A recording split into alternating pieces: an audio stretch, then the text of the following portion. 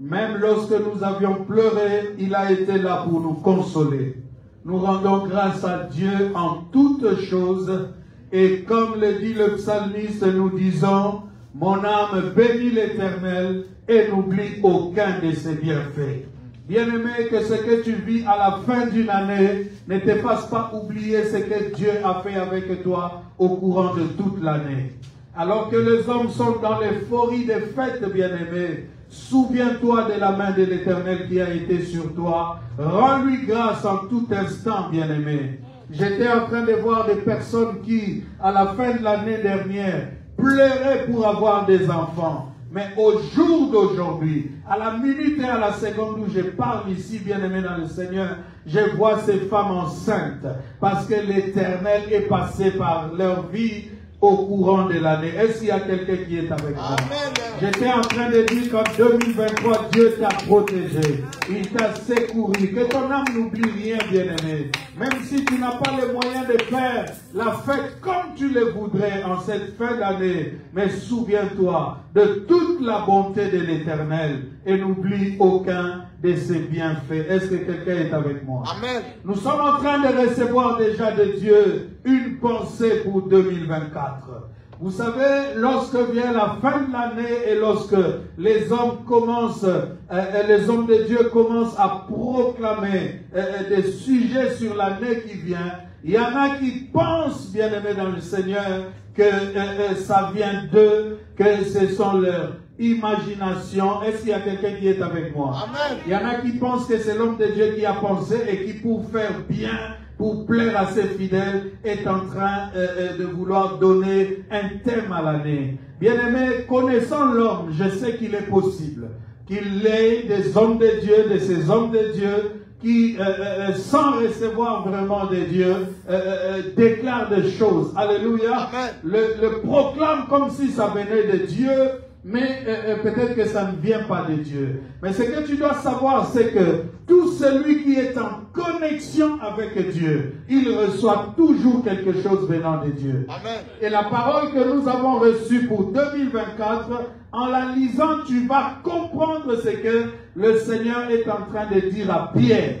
Alléluia. Amen. Et tu vas comprendre qu'il est le Dieu qui parle. Nous nous levons pour la lecture de la parole. Nous sommes dans le livre de Matthieu au chapitre 16, bien-aimé.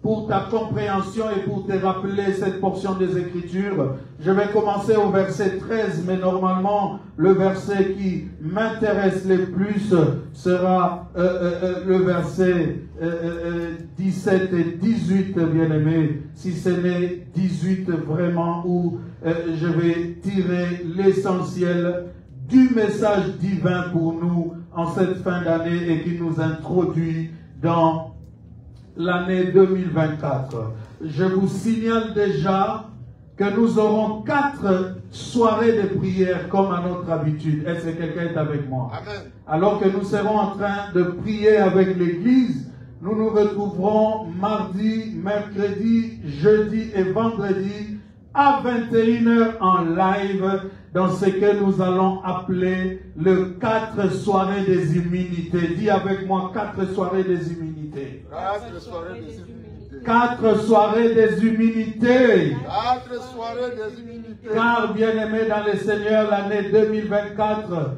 je n'ai pas de suspense à faire, sera pour nous une année des humilités. Et aujourd'hui, je vais introduire quelque chose là-dessus jusqu'à ce que nous arrivions à la veillée du 30. Nous allons donner cette vision pour 2024. J'avais dit, nous sommes dans Matthieu chapitre 16 et nous commençons au verset 13. Nous lisons tous ensemble en élevant la voix. Allons-y.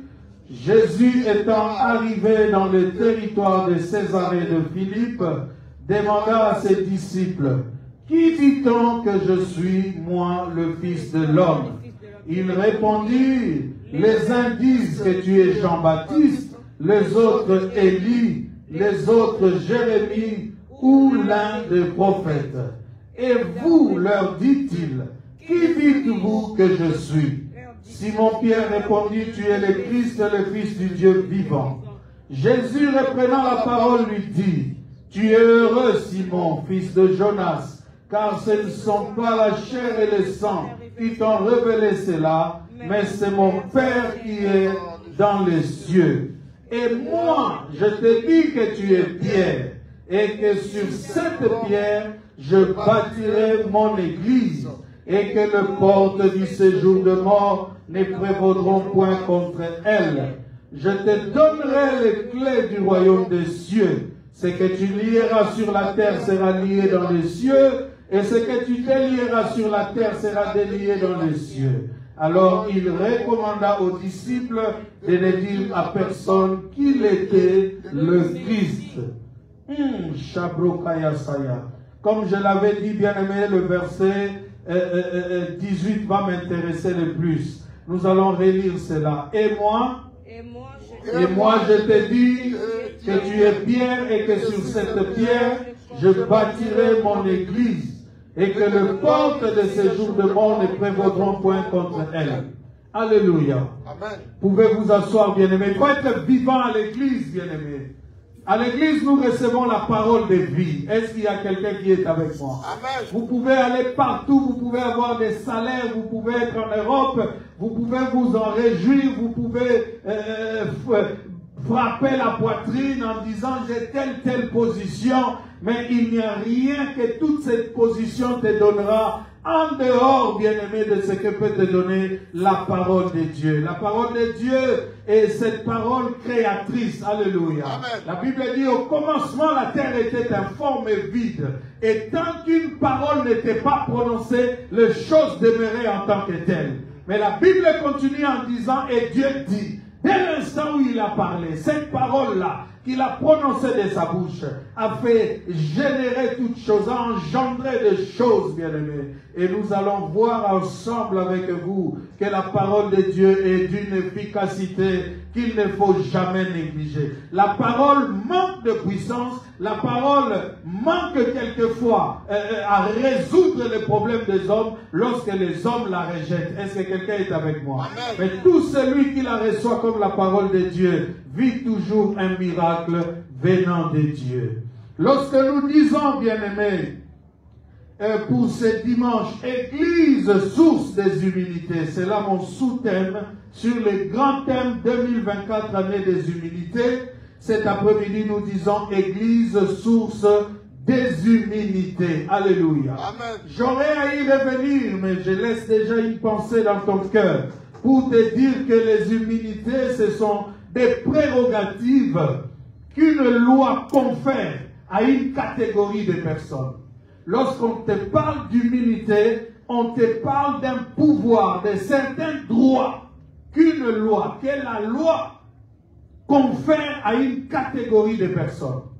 Ce n'est pas donné à tout le monde, mais à un groupe sélectionné, choisi, on donne un certain nombre de pouvoirs, des prérogatives, et c'est cela qu'on appelle des humilités, bien-aimés. Et dans une autre définition, les humilités peuvent être, bien aimés, la capacité qu'a un organe, un organisme de lutter ou de repousser une cause de maladie. Quand on dit que tu es immunisé par rapport à une maladie, ça veut dire que ton corps, ton organisme a la capacité de repousser, de résister à une forme de maladie. Donc les humilités, c'est quelque chose qui peut sauver. C'est quelque chose qui peut... Ce sont des choses qui peuvent te faire quelqu'un de distingué, quelqu'un de mis à part, quelqu'un qui ne vivra pas forcément ce que tout le monde peut vivre, bien aimé, dans le Seigneur. Je reviendrai avec force de détail sur les humilités lorsque nous serons à la veillée. Mais pour cet après-midi, j'aimerais plus rester dans l'esprit de l'Église source des humilités, bien-aimés. Est-ce que quelqu'un qui m'a compris? Est-ce que quelqu'un comprend qu'avec les humilités que le Seigneur va nous conférer, il y a normalement des choses qui ne doivent plus arriver à un enfant de Dieu. Il y a normalement des choses qui ne peuvent plus troubler un enfant de Dieu. Et nous le voyons dans l'écriture que nous venons de lire. Jésus-Christ s'est préoccupé d'une chose. Est-ce que ces gens avec qui je suis en train de marcher, est-ce que ces gens que je suis en train de former, comprennent-ils qui je suis? Alléluia. Amen. Est-ce qu'ils comprennent? Est-ce qu'ils ont les yeux pour voir? Est-ce qu'ils ont les oreilles pour entendre et comprendre qui je suis, bien-aimé? Ils commencent par leur poser la question. Qu'est-ce que les gens disent de moi?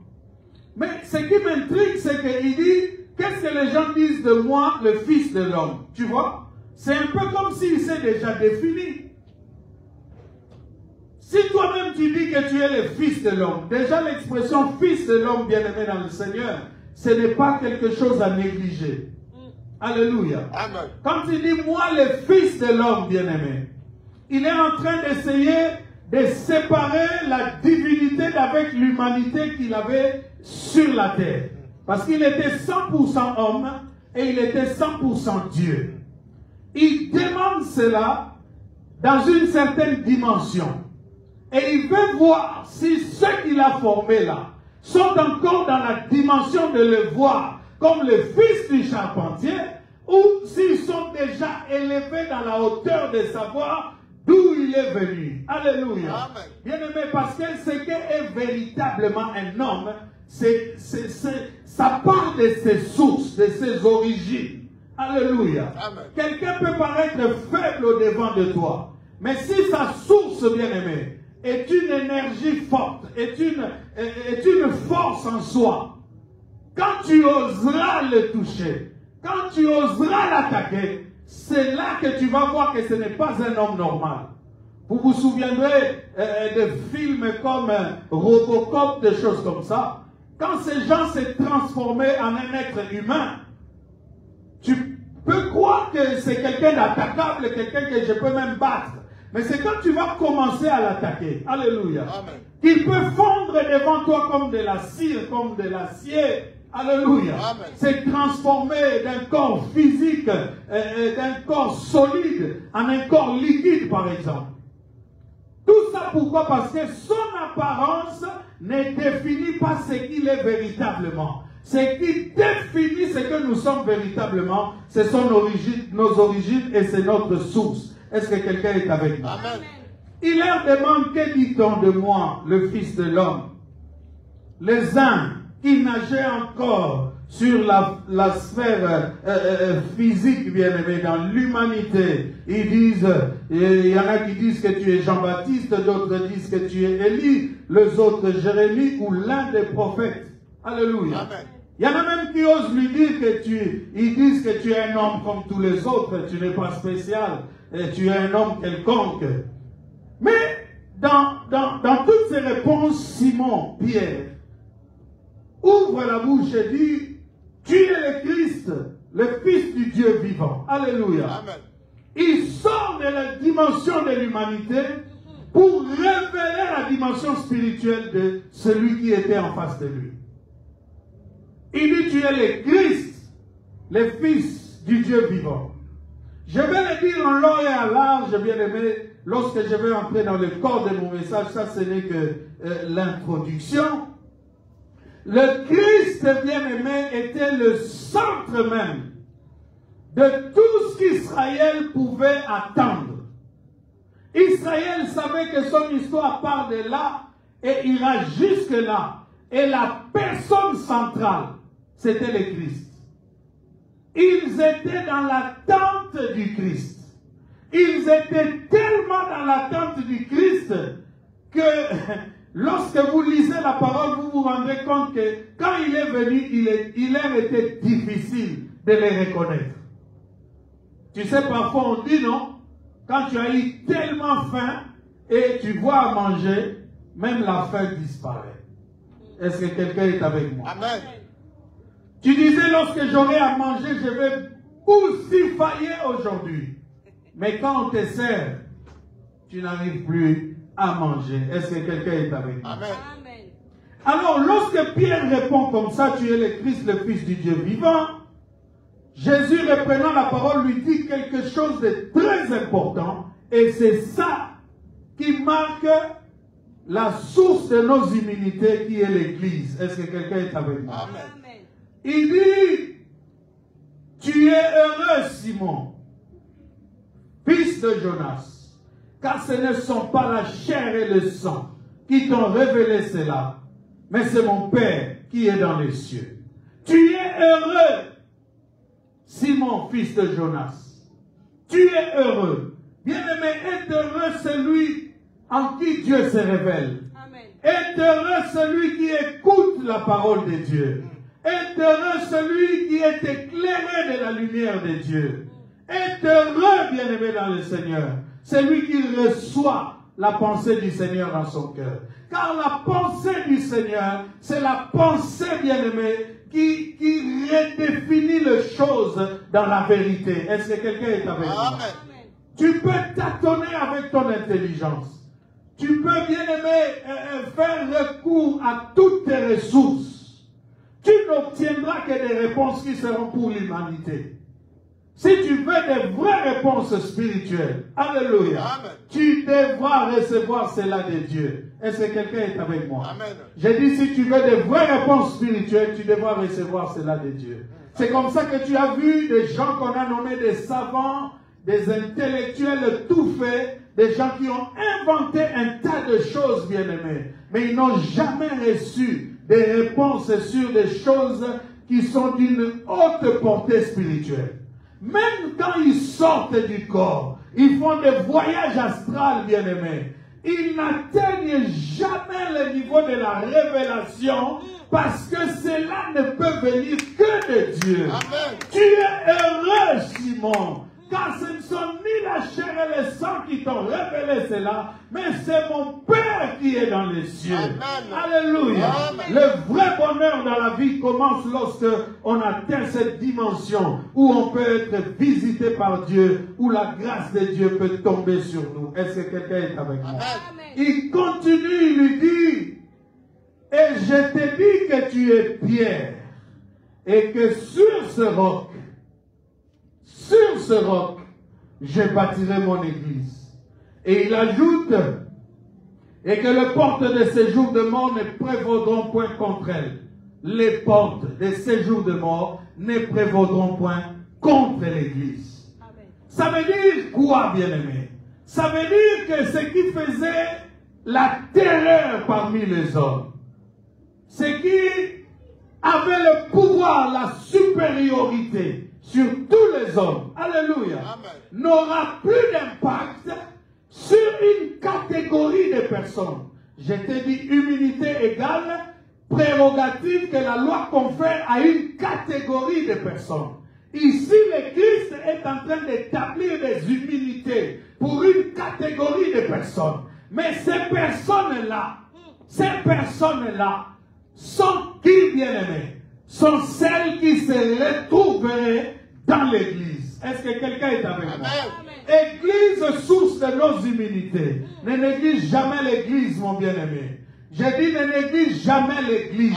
Qu'est-ce que c'est que l'église? Le regroupement de ceux qui sont mis à part. Est-ce que quelqu'un est avec moi? Amen. Et lorsqu'on a défini l'église, le Christ a eu des mots forts. Il a dit là où 2 ou 3 sont réunis à mon nom, je suis au milieu d'eux. Est-ce que quelqu'un peut me dire amen?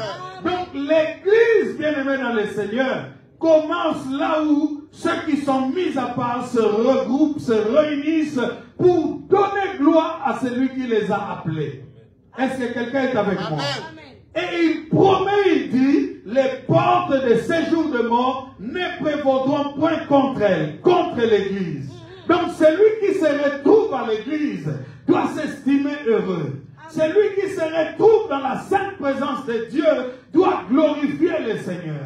Parce que déjà, personne ne vient à lui s'il l'attire. Et s'il t'attire, bien-aimé, s'il t'attire, c'est qu'il t'a réservé des prérogatives, alléluia, de par sa loi.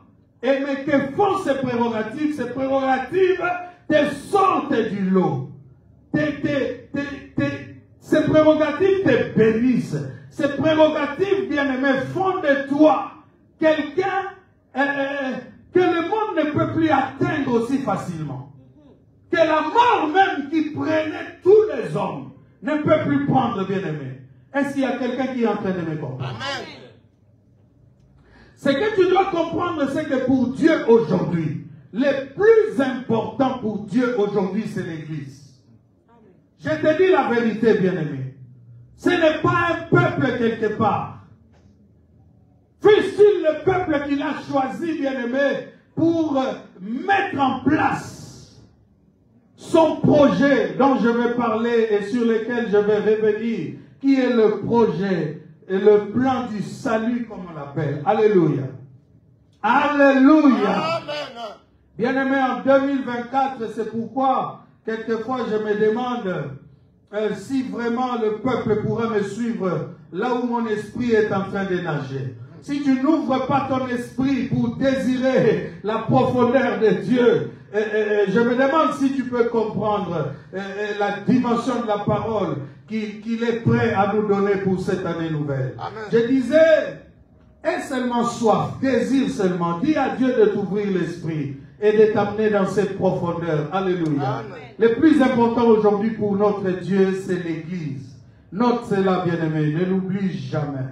Alléluia. Amen. L'Église, quand on te parle de l'Église que je viens de définir comme le regroupement de ceux qui sont mis à part, tu dois comprendre que c'est l'aboutissement même du plan du salut. Tout ce que Dieu a fait, alléluia, Amen. tout ce que Dieu a fait depuis le commencement, depuis Genèse 15, aussi et par la suite, n'avait pour aboutissement point de chute que la fondation de l'Église. Et tu vas comprendre ce que je vais te dire. Alléluia. Amen. Ça veut dire qu'à Éden, Dieu a placé l'homme là. Il lui a donné un ordre. Tu peux manger de tous les arbres qui sont dans la forêt. Mais quand un arbre qui est au milieu de la forêt, tu n'en mangeras pas, tu ne toucheras pas. Car le jour où tu en mangeras, tu mourras. Alléluia. Amen. Mais l'homme trompé par le diable a mangé quand même de ce fruit. Le péché est entré dans l'humanité. Est-ce que quelqu'un est avec moi? L'homme qui était présent, constamment présent, aux côtés de Dieu, a été séparé de Dieu. Et pour sauver cet homme, Dieu a mis en place un plan que nous appelons le plan du salut. Et ce plan du salut, bien-aimé, avait deux phases. Il y avait la phase de la préparation et il y avait la phase de l'exécution. Est-ce que quelqu'un est avec moi? Amen. Dieu a mis en place un plan, le plan du salut pour sauver l'homme. Mais pour en arriver là, il commence par préparer les choses. Et la préparation de Dieu a pris beaucoup de temps. Alléluia. Amen. Je vais vous expliquer tout ça. Déjà, il faut noter que si on parle du salut, c'est parce que l'homme a été trompé par le diable. Alléluia. Amen. Et qu'il a désobéi à Dieu. Il a péché. Le péché, c'est la désobéissance à Dieu. Lorsque Dieu te dit va à gauche, toi tu vas à droite, tu as désobéi à Dieu, donc tu as péché. Est-ce que quelqu'un est avec moi? Amen. Alors dans Genèse 3.15, dans Genèse 3.15, on lit ceci. C'est après que l'homme soit tombé dans les péchés et que Dieu vient le rencontrer. Alléluia. Amen. On y lit ceci, Genèse 3.15. Je mettrai une inimitié entre toi et la femme, entre ta postérité et sa postérité. Celle-ci t'écrasera la tête et tu lui blesseras le talon. Est-ce que quelqu'un a lu avec moi? Amen. Je mettrai inimitié entre toi et la femme, entre ta postérité et sa postérité. Celle-ci t'écrasera la tête et tu lui blesseras le talon. Alléluia. Amen. Dieu promet à celui qui est le désormais ennemi de Dieu et directement l'ennemi de l'homme aussi, il lui promet que la postérité de la femme va lui écraser la tête. Est-ce que quelqu'un est avec moi? Amen. Mais encore quelque chose qui m'intrigue. Il est Dieu, il a établi, il a créé toutes choses. Lorsqu'il arrive et qu'il constate que l'homme a désobéi, et que même le diable est l'auteur de cette désobéissance. Alléluia. Amen. Mais Dieu est Dieu. Il est le Tout-Puissant, n'est-ce pas? Est-ce que quelqu'un croit que Dieu est le Tout-Puissant? Amen. Il est donc capable de l'effacer directement, de l'écraser directement, lui-même. Et instantanément, bien-aimé. Maintenant, ce que Dieu va faire, c'est que il met en place tout un schéma qui doit nous conduire, bien-aimé, jusqu'à l'exécution de la parole de Genèse 3.15. Est-ce que quelqu'un est avec moi? Amen. Il met en place tout un schéma, bien-aimé, dans le Seigneur. Notez que, à partir de Genèse 3.15, tout ce que Dieu va faire par la suite n'est qu'une préparation pour venir exécuter le projet. Quel est le projet? La postérité de la femme t'écrasera la tête. Puisque, bien aimé, notez que pendant que Dieu prépare son coup, pendant qu'il prépare ce projet-là, pendant qu'il prépare sa revanche, bien aimé, le diable est libre. Hein? Lui qui a fait pécher l'homme, il est libre, bien aimé. Et il continue à faire ce que vous avez lu dans les évangiles, à égorger, à détruire, à tuer. Dieu a le projet de l'anéantir. Il crée un schéma pour le faire. Alléluia. Amen. Mais il prend tout son temps pour préparer ce schéma-là. L'humain penserait faire les choses tout de suite. Alléluia. L'humain, quand il a le pouvoir de posséder, il possède de toutes choses. Quand il a l'argent pour acheter, il va acheter tout de suite. Alléluia. Amen. Mais ici, Dieu est en train de nous donner une grande leçon de la vie. Alléluia. Notez et écoutez-moi bien.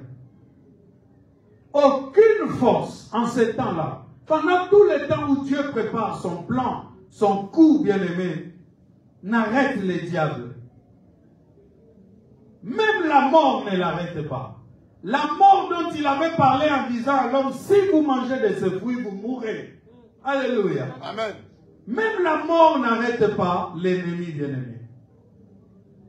Ici, nous devons comprendre que notre Dieu est un Dieu de principes. Il poursuit sans désemparer son objectif jusqu'à la fin. Quand Dieu a commencé quelque chose, je comprends pourquoi il s'appelle Alpha et Omega. Alléluia. Amen. Le Dieu du commencement et le Dieu de la fin. Lorsqu'il a commencé quelque chose, il ne s'agit pas de tout ce qui peut se passer entre-temps. Il poursuit un objectif. Il sait qu'à la fin, le point de chute, c'est que cet individu sera écrasé. Amen. Mais il prépare les choses, bien aimés. Et cela est très important de le comprendre. Je disais, comprenez que Dieu est un Dieu de principe.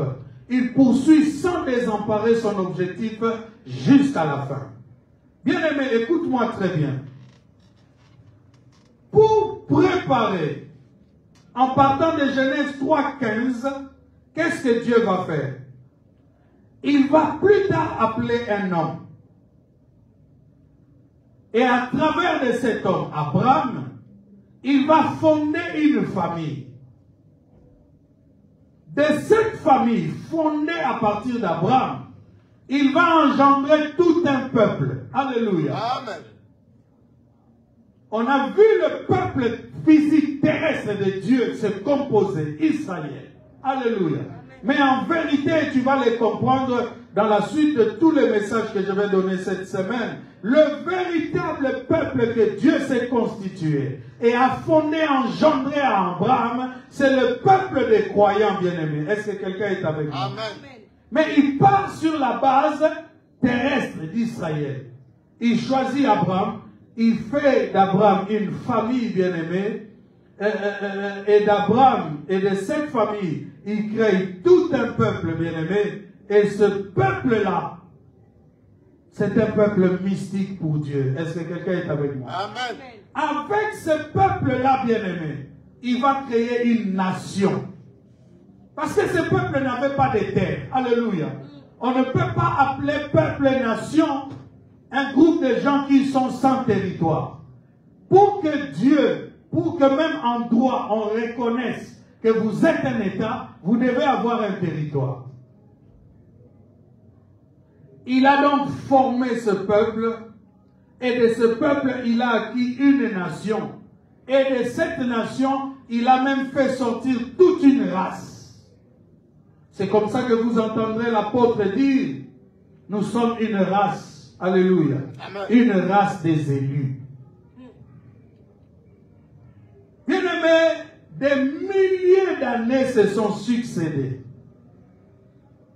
Dieu était toujours dans la préparation de son assaut final. Je vous ai dit qu'il poursuit, sans désemparer son objectif jusqu'à la fin. Des milliers d'années se sont succédés. Dieu prépare toujours son coup. Quel est le coup? La postérité de la femme t'écrasera la tête. C'est ça le point de chute. C'est ça la finalité. C'est ça la conclusion de toute chose. Mais il passe par un schéma. Il le prépare, bien-aimé. Et tu vas voir que l'aboutissement, c'est autour de l'Église. Alléluia. Amen. Je te dis, pendant qu'il prépare tout ça, le diable est libre. Donc, le diable, et même les hommes, et quelquefois même son propre peuple, se moque de lui, bien-aimé. Est-ce que quelqu'un est avec moi? Amen. Vous lisez dans les Écritures, combien de fois les hommes n'ont-ils pas tenté de se moquer de Dieu? Alléluia. Amen. Pharaon a dit à Moïse, si votre Dieu est Dieu, qu'il vienne ici vous chercher, moi je ne vous laisserai pas partir.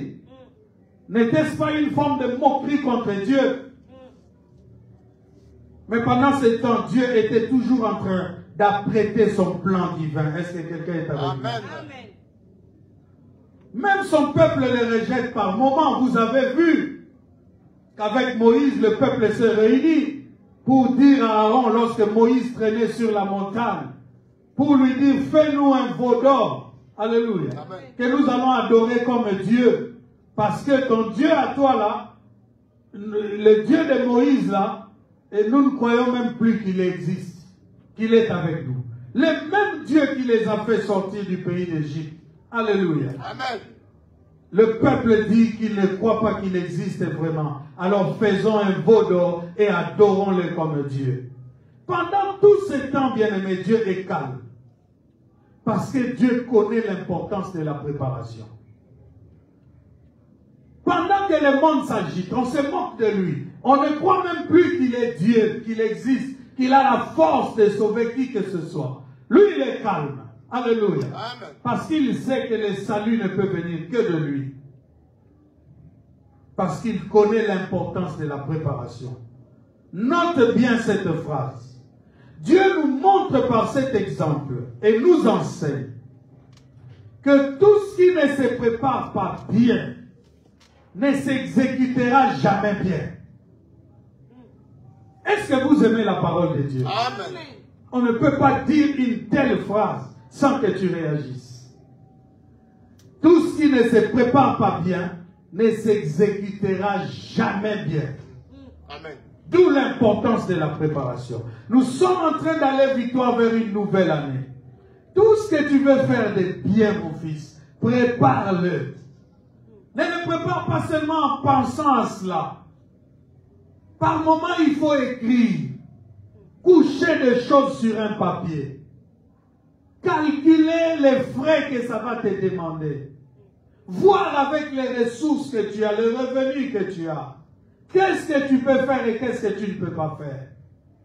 Quand tu as planifié ainsi les choses, quand tu les as préparées, il n'y aura jamais de mauvaises surprises. Parce que quand tu auras préparé et qu'il y aura manque, tu vas demander à Dieu la force. Amen. Tu vas demander à Dieu la partie qui te manque, bien-aimé. Et à la fin, tu auras tout le moyen pour exécuter ton projet. C'est ce que Dieu a fait. Il était calme, bien-aimé. il était calme parce qu'il savait où il était en train d'aller, bien-aimé. Alléluia. Amen. Et vous allez remarquer qu'au temps marqué, au temps marqué, après des années et des années, des générations se sont succédées. Des rois sont montés dans les trônes, sur les trônes, ont été détrônés. D'autres sont venus. Alléluia. Amen. Mais celui qui était en préparation, il était toujours en pole position. Amen. Les hommes sont passés. Les moqueurs se sont évanouis et passés. Mais lui, il était toujours là. Est-ce que Léa est avec moi? Amen. Au temps marqué, bien-aimé, Dieu envoya son Fils. Son Fils Jésus, qui est l'incarnation de la postérité de la femme. Amen. J'ai dit, au temps marqué, Dieu envoya son Fils, qui est l'incarnation de la postérité de la femme. Amen. Et ce Fils Jésus, vous allez vous rendre compte qu'à son tour, pour parachever le plan du salut, il va lui aussi mettre en place un groupe de gens qu'il va préparer pendant près de 3 ans et demi. Alléluia. Des gens qu'on appelle les disciples. Toujours la préparation, bien aimé. C'est la méthode de Dieu. Nous voulons bien faire les choses l'année prochaine. Nous devons les préparer. Nous devons nous asseoir pour nous dire qu'est-ce qu'il faut faire. Ne continue pas à marcher vaille que vaille. La foi n'est pas toujours dans l'abstrait. Alléluia. Amen. La foi peut composer aussi avec l'intelligence, la clairvoyance. Alléluia. Amen. Jésus a pris 3 ans et demi pour préparer ses disciples bien-aimés. Et c'est vers la fin de sa mission que tu vas l'entendre commencer à poser des questions comme nous avons lu dans Matthieu 16. Qui dit-on que je suis? Ça fait un moment que je suis avec vous. Que pensez-vous de moi? Lorsque la préparation veut passer à l'étape de l'exécution, c'est lui qui a préparé les choses. Alléluia. Amen. Veut être rassuré que ces gens sont prêts. Et c'est comme ça qu'avant de changer de niveau de classe, il y a d'abord un examen. Est-ce que quelqu'un est avec vous? Amen. Tu es allé à l'auto-école, tu apprenais des choses. Alléluia. Mais avant qu'on te donne le permis, on va t'interroger pour voir si tu as assimilé la matière. Est-ce que quelqu'un est avec vous? Amen. C'est vers la fin de la préparation qu'il dira à Pierre, tu es Pierre, et sur ce roc, je bâtirai mon église. Et les portes de ces jours de mort ne prévaudront point contre elle. Amen. Bien-aimé, je suis en train de chuter. Ce que tu dois retenir, c'est que de toute la préparation que Dieu a faite, depuis Genèse 3:15, l'entité qui vient en finir avec l'ennemi, le diable, c'est l'Église. Ce n'est pas un homme, c'est l'Église. Si c'est un homme, c'est Jésus. Parce qu'il est lui-même, l'Église est son corps. Est-ce que quelqu'un est avec moi? Amen. L'Église, comme je le disais en introduction, c'est ce qui importe le plus pour Dieu aujourd'hui. Donc l'Église ne doit être négligée par personne. C'est pourquoi vous voyez constamment l'Église être attaquée. C'est pourquoi vous voyez constamment l'Église, alléluia, être infiltrée par l'ennemi. Parce que même lui-même, l'ennemi, il sait que la parole dit qu'ils connaîtront par l'Église la puissance infiniment variée de Dieu. Est-ce que quelqu'un est avec moi? L'Église est l'entité qui vient mettre fin au règne de l'ennemi parmi les hommes. L'Église, c'est un regroupement de mise à part, bien-aimés. Dieu a tellement bien préparé les choses que si nous, Église, aujourd'hui, nous l'écoutons et mettons en pratique sa parole, l'ennemi ne peut avoir aucun pouvoir sur nous. Parce qu'il a déjà dit, les portes de séjour de mort ne prévaudront point contre elle. Amen. Vous savez que le Christ, lorsqu'il est venu et qu'il a été tué à Golgotha, on nous révèle que lors de la transition là, où il a remis son esprit entre les mains de Dieu, alléluia, amen, et avant sa résurrection, la Bible nous révèle qu'il est descendu dans les régions inférieures de la terre. Et là, qu'est-ce qu'on nous dit? Pour délivrer tous ceux qui, par crainte de la mort, étaient retenus captifs. Le diable, bien-aimé, avait le pouvoir de lier qui il voulait, à cause de la présence du péché dans l'homme. Donc, lorsque Christ dit que les portes de séjour de mort ne prévaudront point contre elle, ça veut dire que Dieu a tellement bien préparé les choses que ceux qui se retrouveraient dans l'église ne peuvent subir en aucun cas le sort de ceux qui, bien aimés dans le Seigneur, ont vécu avant la fondation de l'église. Je suis en train d'essayer de dire à quelqu'un qu'avant la fondation de l'église, le diable pouvait se pavaner. Le diable pouvait, alléluia, avec la force que Dieu lui laissait encore, lier des vies, décider de décimer des quartiers entiers, des villes entières, des pays, alléluia, au travers de toutes ces stratégies de guerre et d'élimination, d'assassinat, alléluia. Toute balle qui était tirée vers quelqu'un comme ça l'atteignait. Mais bien aimé, ce que nous devons savoir, et là où l'église doit se réveiller, c'est de savoir que depuis la fondation de l'église, depuis qu'il a donné ce pouvoir à l'église, bien aimé, on peut lever une arme contre toi. Et cette balle ne t'atteindra pas. Parce que tu vis et tu es sous les humilités de Dieu. Est-ce que quelqu'un peut se réveiller en 2024 pour essayer encore de demander cette dimension de Dieu? Aujourd'hui, même les enfants de Dieu sont accablés de soucis. Même les enfants de Dieu, bien-aimés dans le Seigneur, tremblent devant les informations qui sont en train d'être données par le monde, bien-aimé. Lorsque le gouvernement français prend de nouvelles mesures, l'immigration est en train de trembler, bien-aimé. Mais personne ne peut espérer à cette dimension d'humilité où Dieu lui-même a dit, alléluia, n'appelle pas conjuration, c'est que ce peuple appelle conjuration. Alléluia. Ce qui atteint tout le monde ne t'atteindra pas forcément. Parce que toi, tu fais partie d'un corps. Tu fais partie d'une église qui est l'église du Seigneur. Et il a dit, tu es ce roc sur lequel je bâtirai, non pas l'église des anges, non pas l'église des hommes, mais je bâtirai mon église. Mon église. Et les portes de ce jour de mort ne prévaudront point contre elle.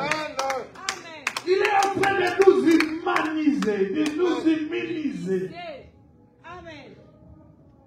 Je vous avais dit qu'il a fait de nous des humains divinisés. Bien-aimés, rappelez-vous bien, Dieu n'a jamais créé l'homme pour le laisser seul sur la terre, à la merci de la terre ou pour qu'il se débrouille. Ça n'a jamais été la pensée de Dieu. Est-ce que quelqu'un est avec moi? Amen. Dieu a toujours eu pour son peuple l'idée d'un roi avec ses vassaux. Vous connaissez le roi et les vassaux? Vous avez étudié l'histoire des empires? Un roi et ses sujets dans le pays. Est-ce que quelqu'un est avec moi? Amen. Ça veut dire que pour Dieu, lorsqu'il nous a engendrés, il veut prendre soin de nous. Il veut être avec nous. Il veut lui-même pourvoir à nos besoins. C'est pourquoi il avait préparé un jardin. Il a placé l'homme. Il a vu qu'il n'est pas bon que l'homme soit seul. Il lui a fait une aide semblable. Mais dans le jardin, il y avait tout ce que Dieu avait préparé pour eux. Est-ce que quelqu'un est en train de comprendre cela? C'est cela la vision de Dieu. Dieu voudrait, bien-aimé, nous prendre en charge à 100%.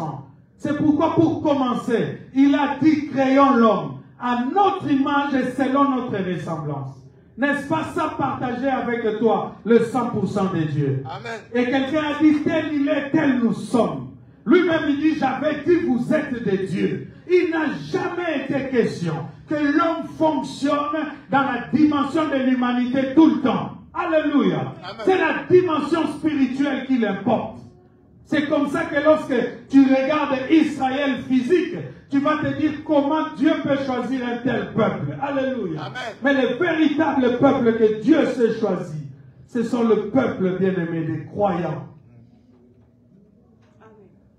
C'est pourquoi il a dit à Abraham, regarde si tu puis compter les étoiles, si tu puis compter les sables de la mer, je te donnerai une telle postérité. Dans 1 Samuel, notez le dernier verset, on a terminé. 1 Samuel 8, à partir du verset 7. Je vais vous montrer l'état féodal de Dieu, du roi et de ses vassaux. 1 Samuel 8,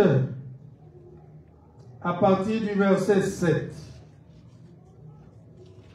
Quand le peuple a réclamé un roi, écoute la réaction de Dieu. Dieu était là, je t'ai dit qu'il s'est choisi un homme. De cet homme, il a fondé une famille. De cette famille, il a engendré un peuple. Et de ce peuple-là, il en a fait une nation, une race. Alléluia. Amen. Mais pendant qu'il est en préparation des choses, je t'ai dit que même son peuple les rejetait par moments. Et ici, nous en avons un exemple. Le peuple que Dieu conduisait, Dieu lui-même pourvoyait à leurs besoins. Lorsqu'ils ont vu ce qui se passe dans les autres nations, ils ont désiré être, non pas comme des mis à part, alléluia, Amen. mais comme ceux des autres nations. Et ils ont fait un problème à Dieu. Écoute ce que dit la Bible. L'Éternel dit à Samuel, écoute la voix du peuple dans tout ce qu'il te dira. Car ce n'est pas toi qui le rejettes, c'est moi qui le rejette, afin que je ne règne plus sur eux. Dieu était en train de régner sur son peuple, de les conduire lui-même, comme un roi avec ses vassaux, de pourvoir à leurs besoins. Mais il s'est rendu compte que le peuple ne le voulait pas. Et il dit à son prophète, fais ce qu'ils te disent. Parce que ce n'est pas toi qui le rejettes, mais c'est moi. Je continue en lisant, verset 8. 1 Samuel, chapitre 8.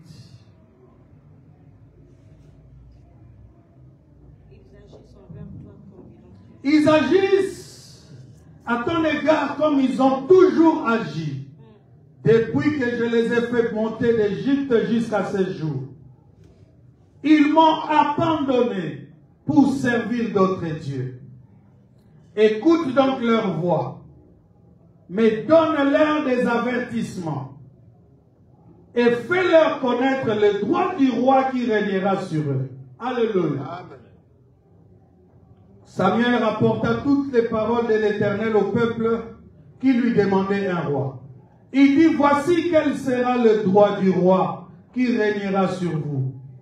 Il prendra vos fils et il les mettra sur ses chars et parmi ses cavaliers, afin qu'ils courent devant son char. Là où on donnait que gloire à Dieu, sachez que maintenant vous allez donner gloire à un homme. Est-ce que quelqu'un est en train de comprendre la pensée de Dieu? Amen. Or, dans sa loi, il disait, tu aimeras le Seigneur ton Dieu de tout ton cœur, de toute ton âme et de toute ta force. Tu l'aimeras et tu l'adoreras lui seul. Amen. Mais ici, le peuple, ce qu'il demande, l'amène à croire qu'il va partager sa gloire avec un homme. Est-ce que quelqu'un est avec moi? Amen. Il dit, il s'en fera des chefs de 1000 et des chefs de 50. Il les emploiera à labourer ses terres, à récolter ses moissons, à fabriquer ses armes de guerre et l'artillerie de ses chars. Il prendra vos filles pour en faire des parfumeuses, des cuisinières et des boulangères.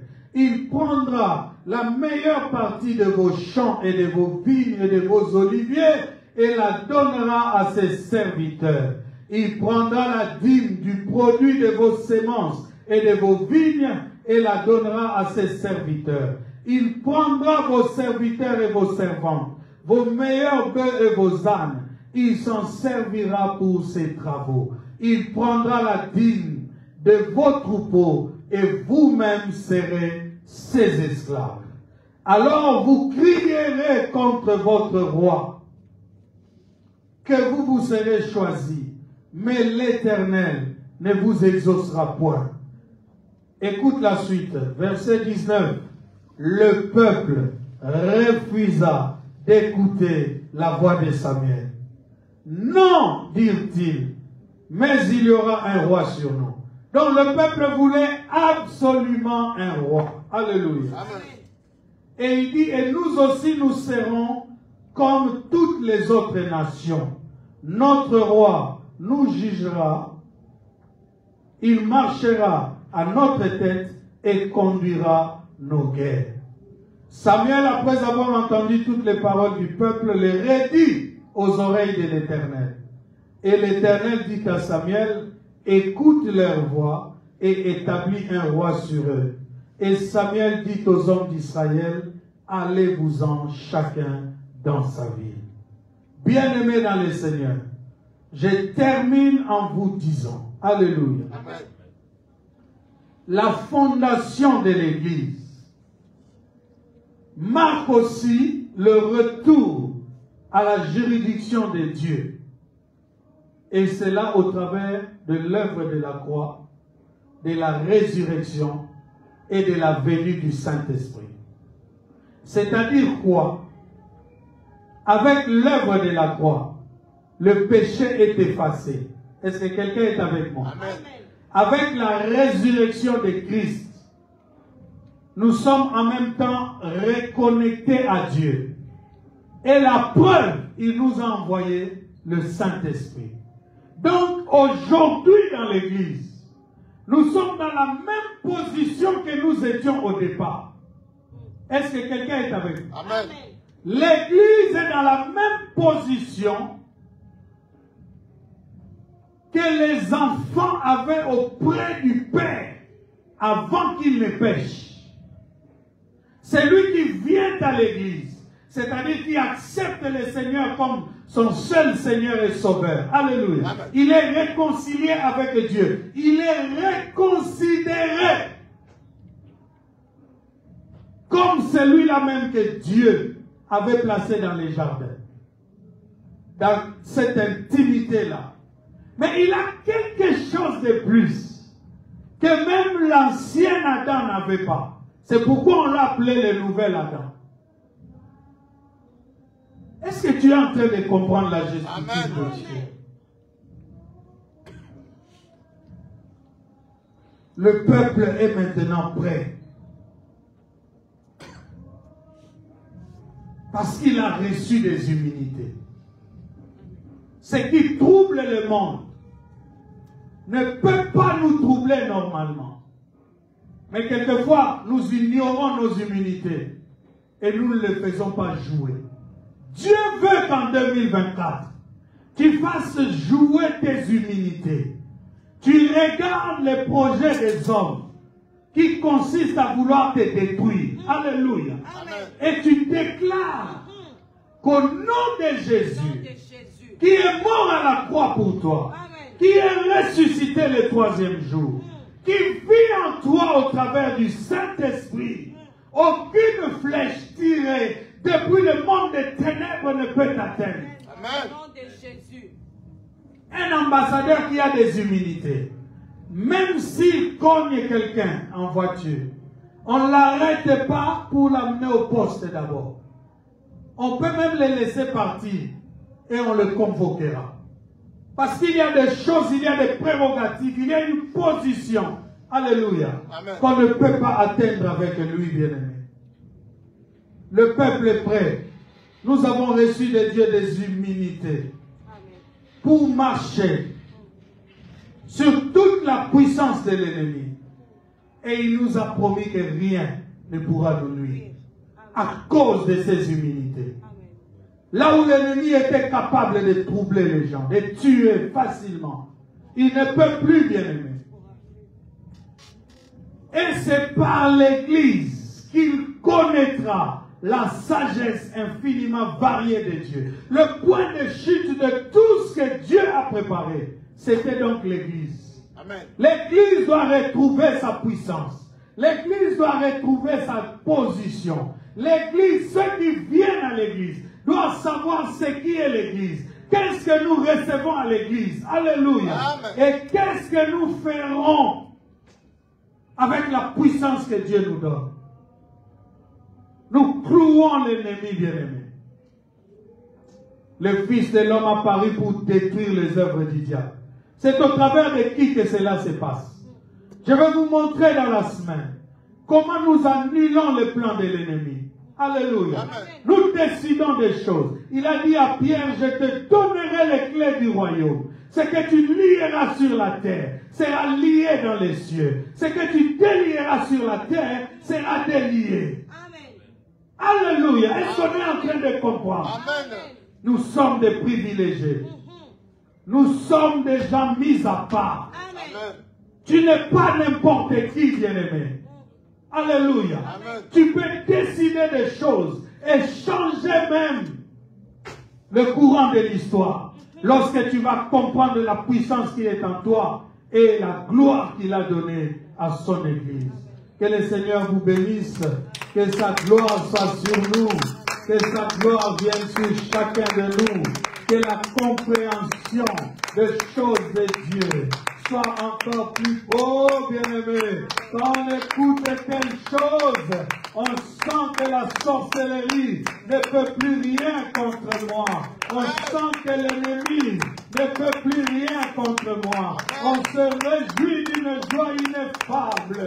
On commence à célébrer le roi de gloire. Oh, les dominations, les autorités, les esprits méchants dans les lieux célestes sont en train de trembler. Lorsque le peuple comprend, lorsque le peuple reçoit, commence à prier. Au nom de Jésus, déclare, je suis humilié.